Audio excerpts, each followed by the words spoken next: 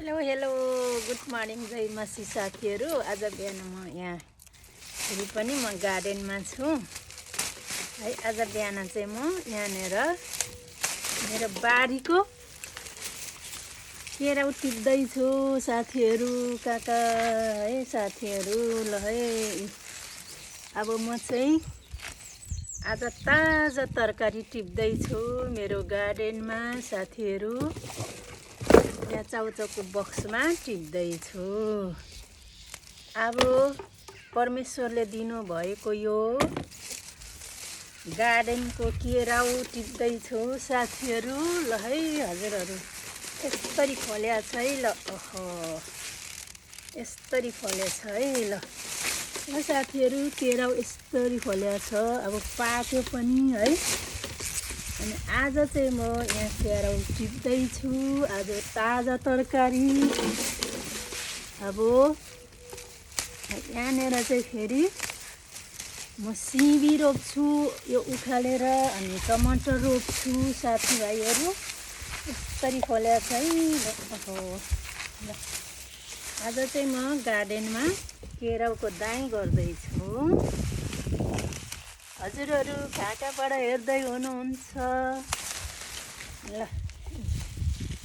आज चाहिँ मैले यसरी केराउ टिपेको थिएँ। अब यो केराउलाई कोट्टाएर मजाले अब फ्रिजमा डिप फ्रिजमा राख्ने हो। अनि वर्षभरिलाई रह्यो भने वर्षभरिलाई बिग्रिँदैन है साथीहरू। यो चाहिँ आफ्नै बारीको ताजा तरकारी। ओहो यो मजाले पाकेको छ। अब यसलाई चाहिँ यस्तरी टिप्नु पर्छ है। ल त साथीहरू, आज चाहिँ यो तरकारी सबै टिप्नु पर्यो। ल केराउको थाक लागेको छ।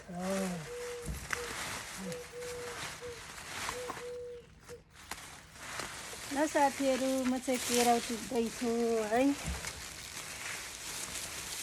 ल हजुरहरूले मन पराउनु भयो भने मेरो केराउलाई लाइक कमेन्ट गरिदिनु होला।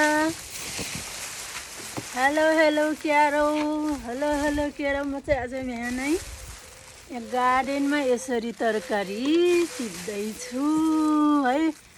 ल हजुरहरूलाई नमस्कार, जय मसी, कहाँ कहाँबाट हुनुहुन्छ?